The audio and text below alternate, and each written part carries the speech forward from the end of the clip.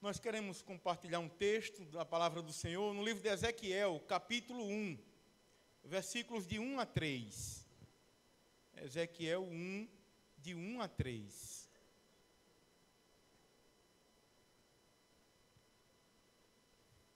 Ezequiel, capítulo 1, do versículo 1 ao versículo 3.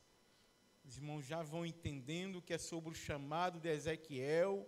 Quando vai abrindo, já vai olhando o que é que o pastor vai falar nesse momento, já na expectativa.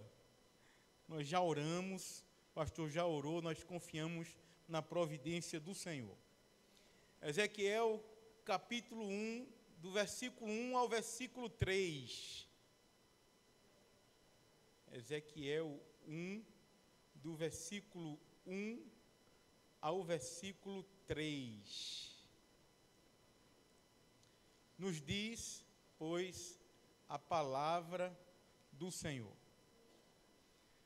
Aconteceu no 30º ano, no 5º dia do 4º mês, que, estando eu no meio dos exilados, junto ao rio Quebar, se abriram os céus, e eu tive visões de Deus.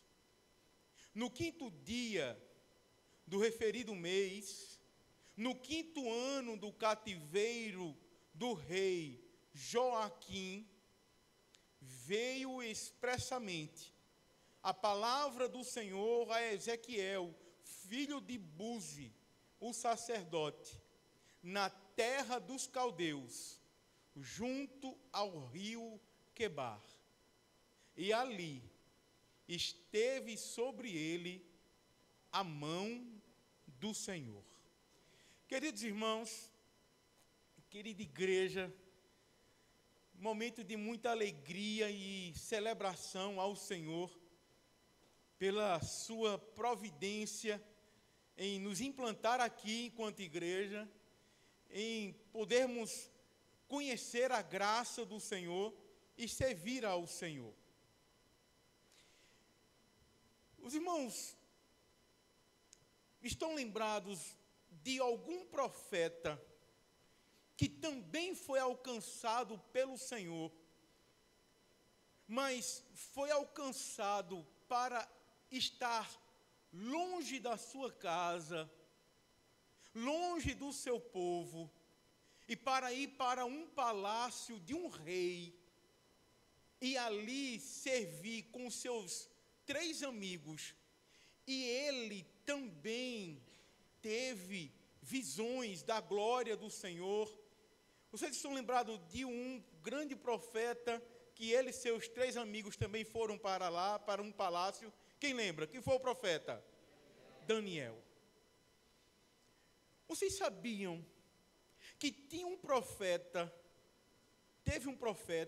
que foi levantado pelo Senhor, não para ter visões da glória do Senhor, mas para ser profeta do Senhor, que ficou na sua terra devastada, enquanto muitos foram arrastados para a Babilônia, e ele ficou lá na sua terra, lamentando, mas anunciando que o Senhor traria julgamento, e que esse que ficou lá na sua terra, quebrantado, padecendo, sem ser ouvido, mas pregando. Vocês sabiam que teve um profeta? Quem é que lembra do profeta chorão? Como era o nome dele? Jeremias. Mas vocês sabiam que um dia o grande profeta Daniel leu ou se lembrou do que Jeremias falou e foi orar a Deus? Daniel estava no lugar diferente de Ezequiel, diferente de Jeremias, mas todos envolvidos por um chamado, o chamado de servir a Deus. Um dia, Daniel, ele estava lendo, e o texto nos diz em Daniel 9, que ele entendeu pelos livros, versículo 1 e 2, ele entendeu os livros que o número de anos que falara o Senhor ao profeta Jeremias, que ia durar as assolações, eram 70 anos, e diante desse entendimento, ele se prostrou e ele foi fazer uma longa oração de intercessão. Pois é, Daniel, Jeremias e Ezequiel, chamados pelo Senhor para servir ao Senhor. Só que Ezequiel, ele foi chamado estando não lá para ir para o palácio. Ele foi chamado pelo Senhor não para ficar em Jerusalém, mas junto de um povo que estava sofrendo por estar longe de Jerusalém, longe de casa, estava num acampamento chamado Tel Abib, e junto ao rio Quebar, há um povo quebrantado. Deus chamou Ezequiel. Lá para o palácio, Daniel foi. Lá atrás ficou em Jerusalém Jeremias. Mas os três, chamados para servir, em momentos diferentes e distintos, em lugares diferentes, mas chamados para servir ao Senhor. E o texto que nós lemos, estava Ezequiel e quase 10.000 pessoas no acampamento. Está lá em 2 Reis, capítulo 24. Quase 10.000 artesãos, pessoas da sociedade, família real, foram deportadas e já estavam há quase 5 anos ali. Porque o texto nos diz, no 5º ano. Nos chama a atenção é que Ezequiel, ele era da família de sacerdote. E quando ele foi colocado para longe de casa, ele parece que tinha 25 anos. Porque quando diz aí 30 anos, talvez, e a maioria dos comentaristas dizem, é a idade dele. Era para ele iniciar o seu ministério de sacerdote. Mas ele não poderia ser sacerdote, porque ele estava longe do templo. Ele estava longe de um templo, mas ele estava perto do povo. Longe do lugar que deveria estar como da família do sacerdote, mas perto do povo, mas no lugar onde Deus queria que ele estivesse. E o texto nos diz que este homem foi levantado para, a profecia toda nos mostra, para anunciar juízo de Deus por pecarem contra a glória de Deus ao povo. Juízo de Deus ao povo, porque pecaram contra a glória de Deus. Mas ele também anuncia restauração. Anuncia juízo contra o povo, restauração, e ele, aqui, esse chamado dele, nos traz implicações e aplicações para o nosso chamado, enquanto igreja, também chamada para servir a Deus. Eu quero meditar sobre esta verdade, o chamado para servir a Deus, a partir do chamado de Ezequiel, e assim tirarmos implicações e aplicações para nós. Chamado para servir a Deus, em primeiro lugar, conhecendo a glória de Deus. O chamado para servir a Deus implica em conhecer a glória de Deus, ou ter revelação da glória de Deus. Veja o que diz o versículo número 1 e 2. Por favor, veja o que o texto nos diz. Ezequiel, capítulo 1, o versículo número 1. Você prestou atenção que ele teve visões de Deus? Aconteceu que no 30º ano, no 4º mês, estando eu no meio dos exilados, junto ao rio Quebar, se abriram os céus, e eu tive visão de Deus. E aí, a partir do versículo 4, Ezequiel vê o altar de Deus, vê seres, animais, seres angelicais, com uma estrutura diferente, Ele vê fogo, ele vê algo luminoso, ele vê objetos, rodas dentro de rodas, polias, e ele vê algo maravilhoso, o trono de Deus. Mas o chamado dele acontece quando Deus revela a sua glória. Ele é chamado para servir ao Senhor, conhecendo a glória de Deus. E esse chamado, esse impacto para ver a glória de Deus, aponta para Ezequiel ver a santidade de Deus, o Deus que é sobre tudo e sobre todos, um Deus que é soberano. É interessante que em algumas ocasiões da história do povo de Deus no Antigo Testamento, Deus tem manifestações na natureza que mostram a sua grandeza e o seu poder. Tem teofanias, aparições de Deus. E aqui, neste momento, o texto nos diz que Ezequiel teve visão da glória do Senhor. Mas, por exemplo, lá em Êxodo capítulo 18, o povo estava embaixo, perto do monte, e o monte, quando Moisés ia receber a lei, a primeira aliança, fumegava, tinha raios, tinha trovões, sons de trombeta, e o povo teve um pouco da visão da glória de Deus pela manifestação do poder dele, lá no monte. Mas quando estava para sair do Egito, o povo viu a glória de Deus, nos seus feitos, no seu poder, na manifestação do seu braço estendido. Deus mostra a sua glória, para que o povo, vendo essa glória dele, se renda, conheça, obedeça, viva para ele, crendo nele, confiando nele. Foi assim com o chamado dos profetas, foi assim no povo. E a abertura do mar, e o guiar lá no deserto, Deus mostrando através de teofanias, era a nuvem que cobria o povo, era a nuvem que entrou no tabernáculo, depois entrou lá também no templo. Revelações da glória do Senhor, teofanias, Moisés, o anjo na sarça, Moisés vendo teofania, Deus mostrando a sua glória. E no Novo Testamento, na nova aliança, você já parou para pensar que Deus mostra a sua glória também?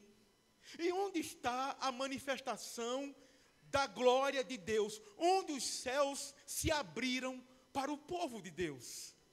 É em Cristo Jesus que nós temos a teofania permanente dos céus que desceram até nós, até o povo de Deus. Nós olhamos para textos como João capítulo 1, versículo 14, que nos aponta que Ele é a imagem, é a glória, a manifestação da glória de Deus. Lá em João capítulo 1, versículo 14, versículo 18. Peço que a igreja abra João capítulo 1. O versículo 18 diz: ninguém jamais viu a Deus. João 1, 18. Mas o Deus unigênito que está junto do Pai o tornou conhecido. Abra sua Bíblia. João capítulo 1, versículo 18. João 1, 18. 14 e 18. Vamos ler o versículo 14 e o 18. O 14 primeiro, todos juntos.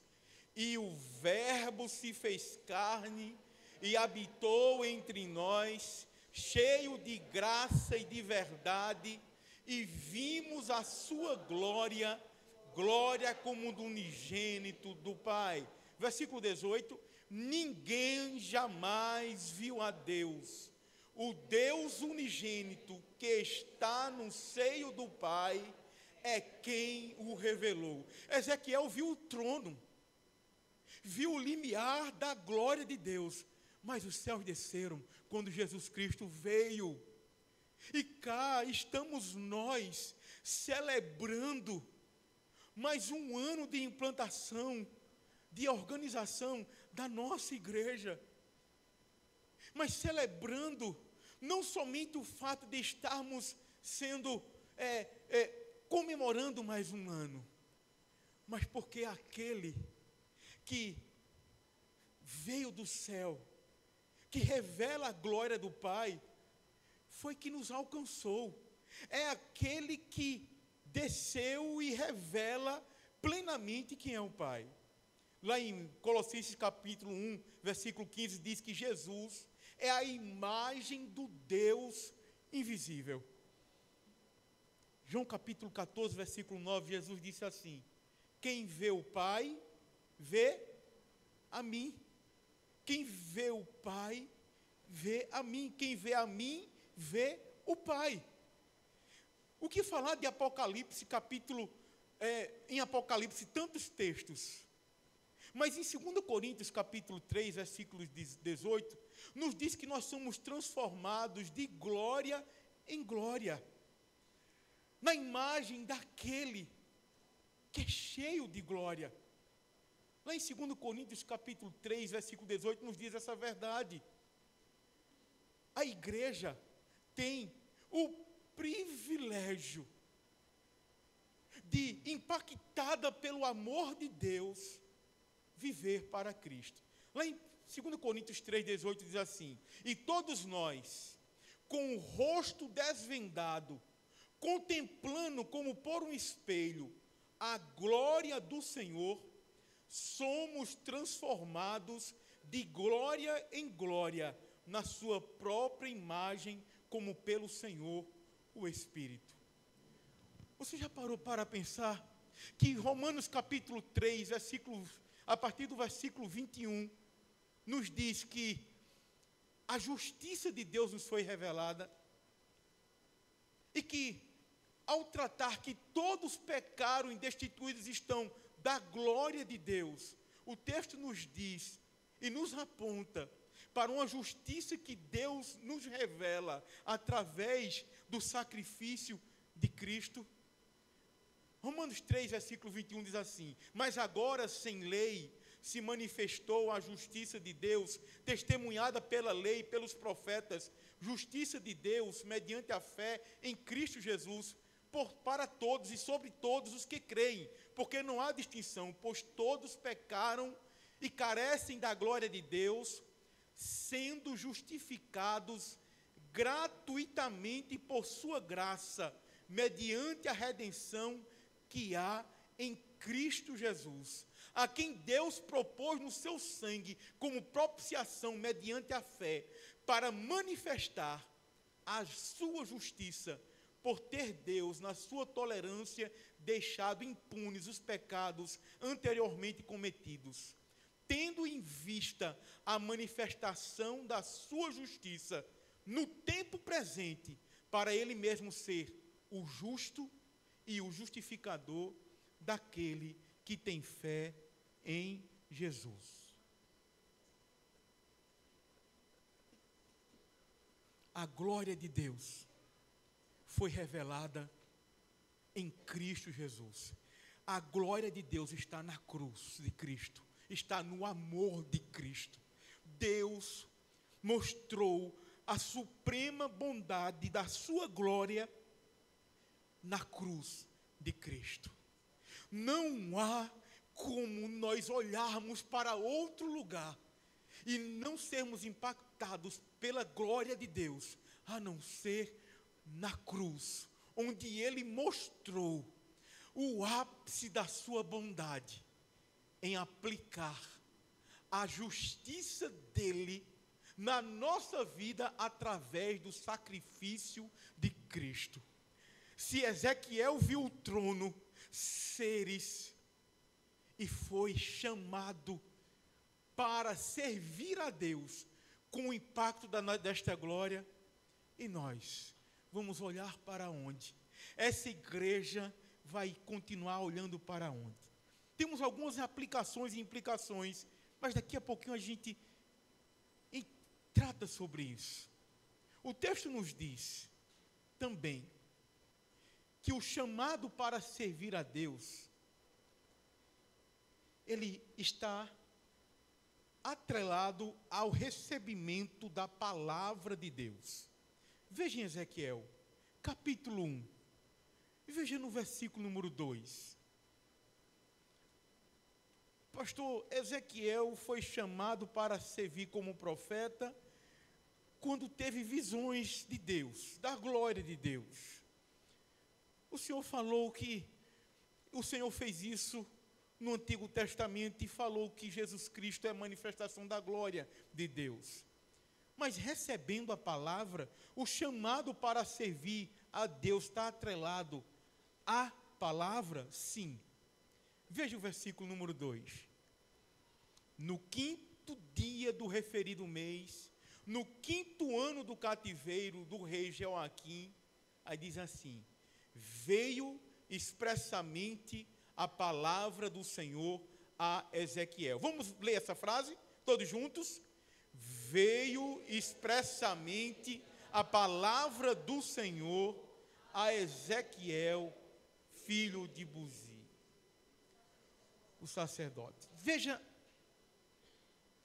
no capítulo 6, versículo 1 diz assim: veio a palavra do Senhor expressamente a mim. Sabe quantas vezes tem essa expressão, veio a mim a palavra do Senhor? São dezenas de vezes. No capítulo 6, versículo 1, no capítulo 11, versículo 14, no capítulo 12, versículo 1. O que é que tem lá, pastor? Veio a mim a palavra do Senhor, dizendo. No capítulo 17, versículo 1, no capítulo 20, versículo 45. Tá bom, pastor, eu já sei. No capítulo 21, versículo 8. No capítulo 23, versículo 1, no capítulo 28, tá bom, pastor? No capítulo 33, no capítulo 34, no capítulo 36, veio a palavra do Senhor a Ezequiel.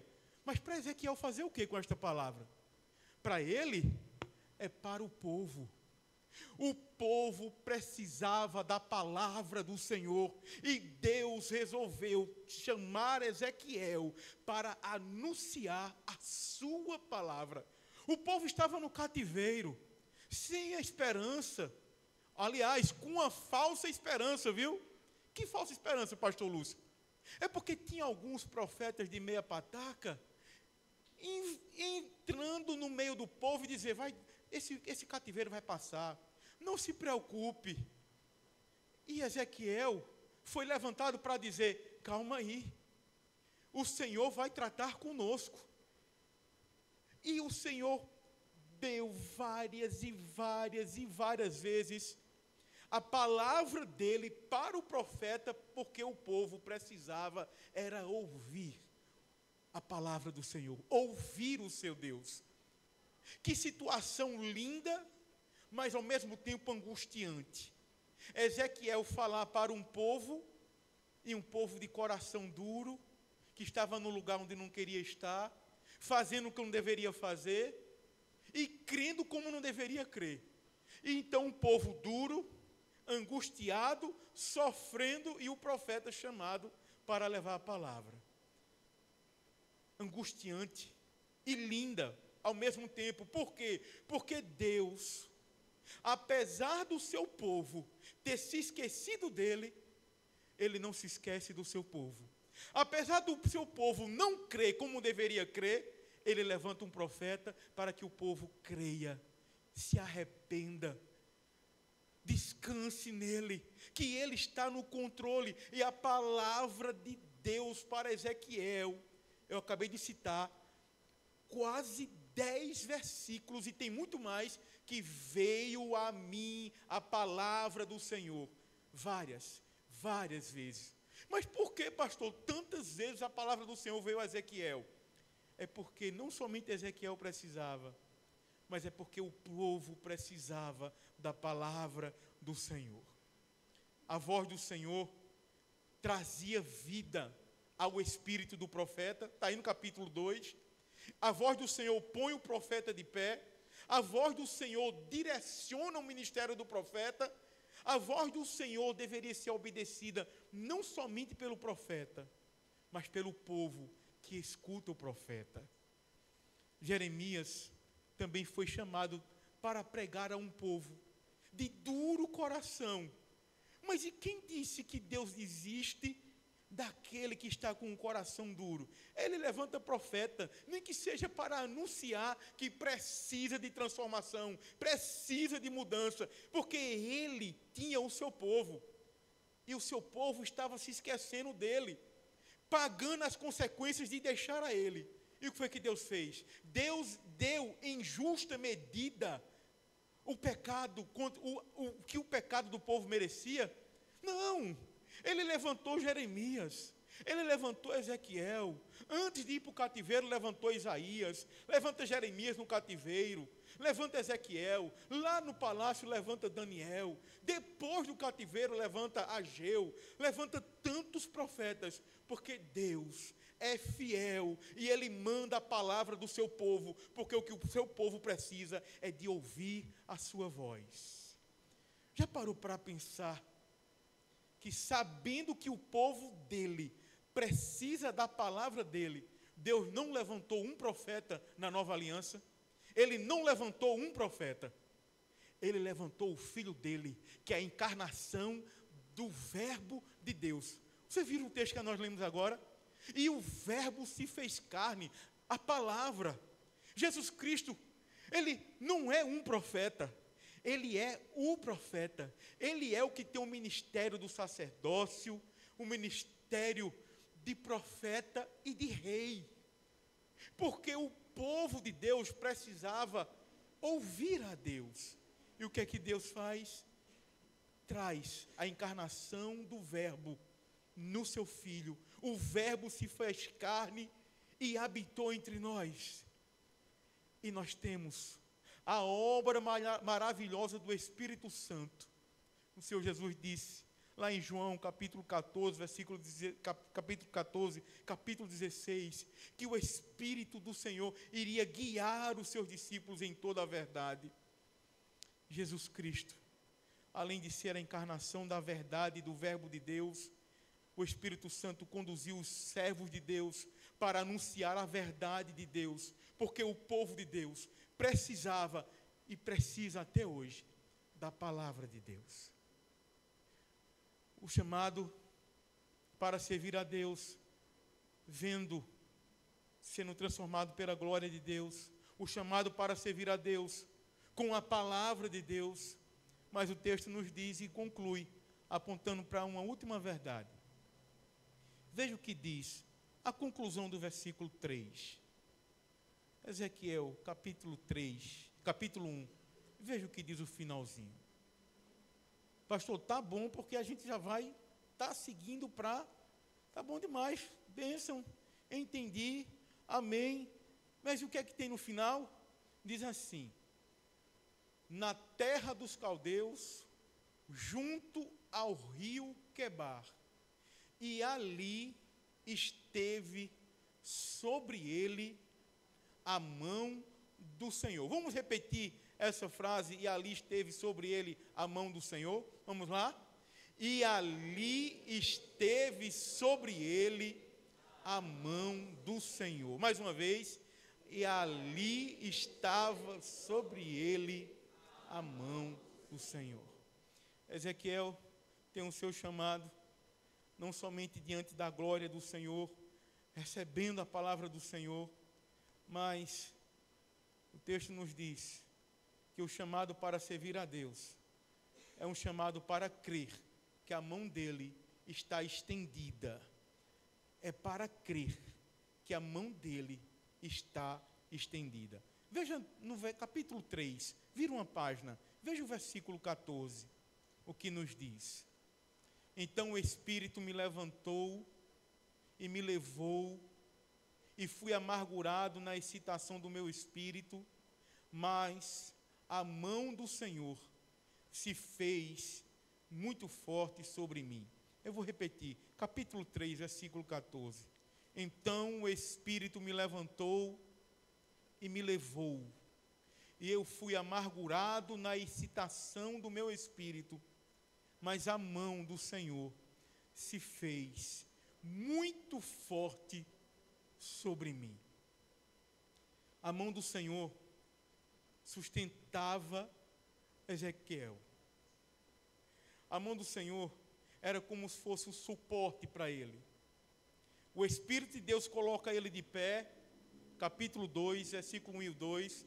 Mas essa expressão, a mão do Senhor sobre ele, é que preparou ele para permanecer como profeta durante quase 25 anos.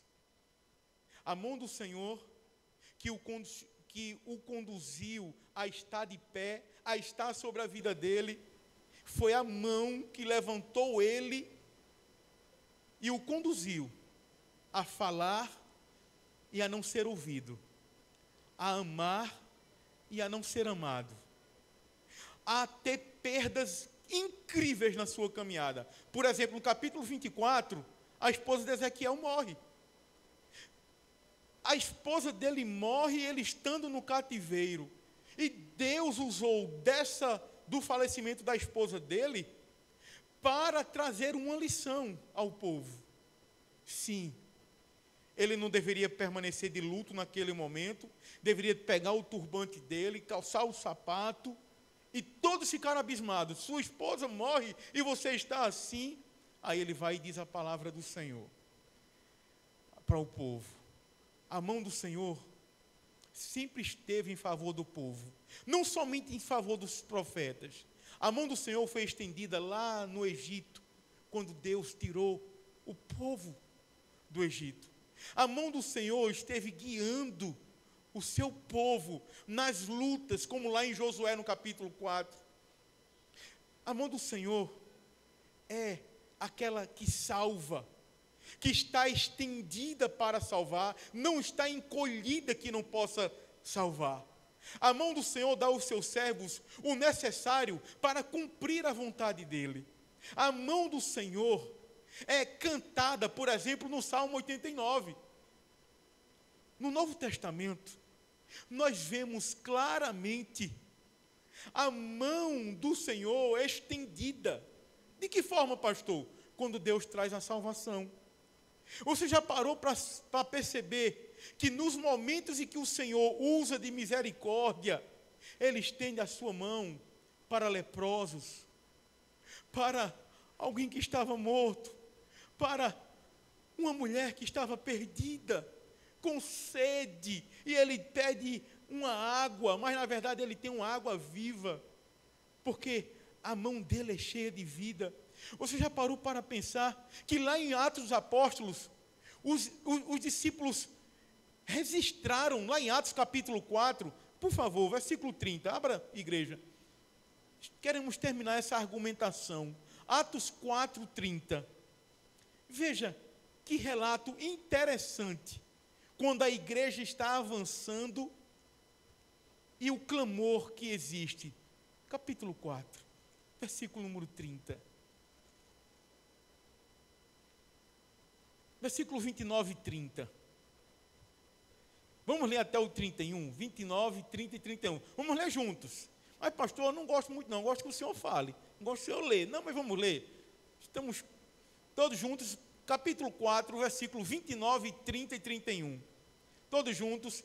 Agora, Senhor, olha para as suas ameaças e concede aos teus servos que anunciem com toda a intrepidez, enquanto estendes a mão para fazer curas, sinais e prodígios, por intermédio do nome do teu santo servo Jesus. Tendo eles orado, tremeu o lugar onde estavam reunidos. Todos ficaram cheios do Espírito Santo e com intrepidez anunciavam a mão do Senhor estendida no seu povo. E a igreja avançava com a manifestação da graça de Deus, era a mão de Deus. Aí eu disse, pastor, amém. Chamados para servir, o chamado para servir, vendo a glória do Senhor, crendo na palavra, crendo que a mão do Senhor está estendida. Mas são 32 anos, pastor. Quais são as implicações deste chamado de Ezequiel para a nossa vida? O primeiro, começando pelas mãos do Senhor mesmo, está mais claro para nós e mais perto. As mãos do Senhor foram estendidas para você, estão estendidas para você e para esta igreja, é claro. As mãos de Cristo foram estendidas ao nosso favor, quando alguém pegou e as furou naquela cruz. As mãos de Cristo foram estendidas para nós, quando Ele foi até aquela cruz, e não encolheu a sua mão, mas se deixou ser crucificado e ter os seus pés e as suas mãos cravadas naquela cruz. Você não pode duvidar de que aquele que estendeu os braços na cruz e deixou suas mãos serem furadas, você não pode duvidar que aquele que foi na cruz, morreu por você, ele lhe deixa na sua caminhada largado. Não.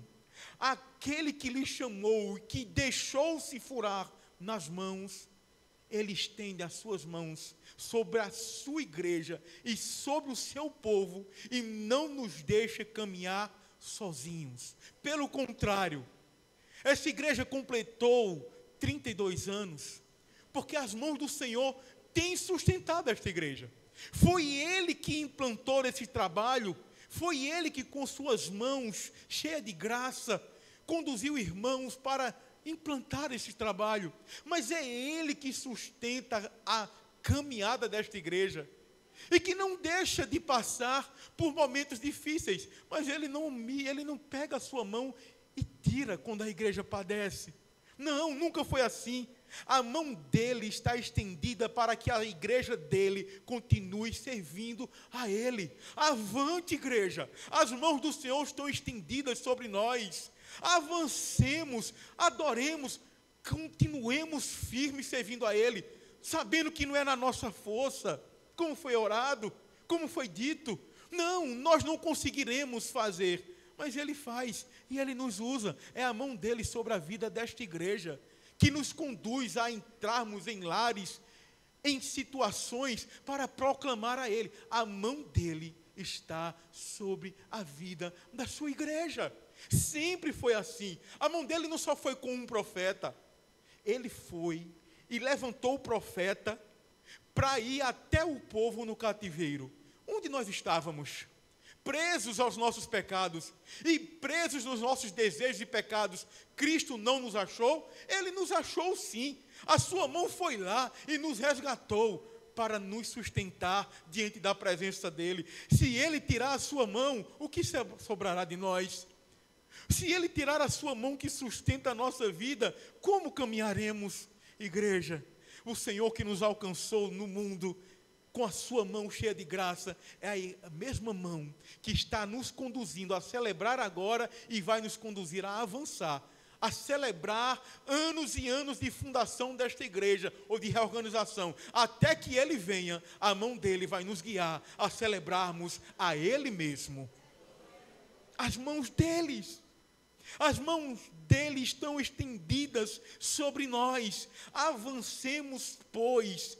Aquele que levantou o profeta com a sua mão e colocou no meio do povo, é aquele mesmo que trouxe Jesus Cristo sobre a nossa vida e sustenta a nossa vida. Só que nós falamos sobre a palavra de Deus. Você já parou para pensar o quanto nós precisamos da palavra de Deus? Você parou para pensar que eu li aqui dezenas de vezes, eu ia ler, só citei referências, pelo menos 10, que veio a palavra do Senhor ao profeta para falar para o povo. Meus irmãos, nós precisamos da palavra de Deus.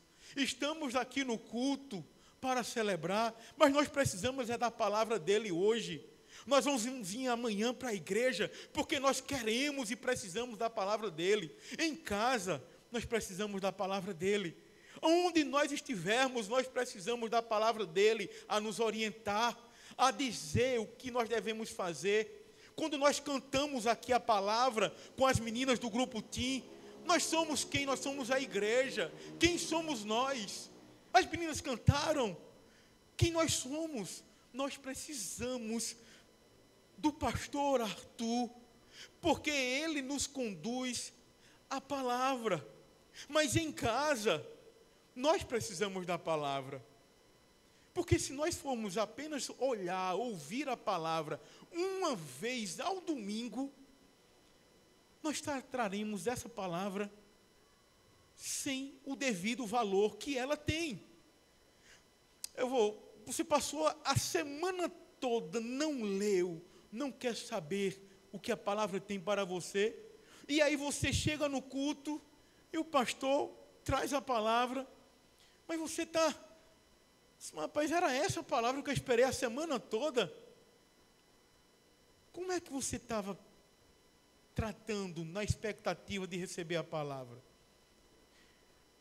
Sabe, o que nós precisamos é voltarmos a olhar a grande necessidade da nossa vida, querida igreja, é a palavra.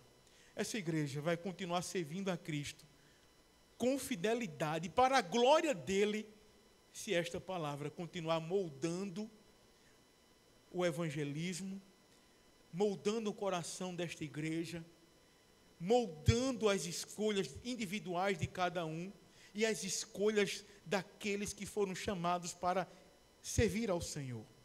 Não se deixe enganar.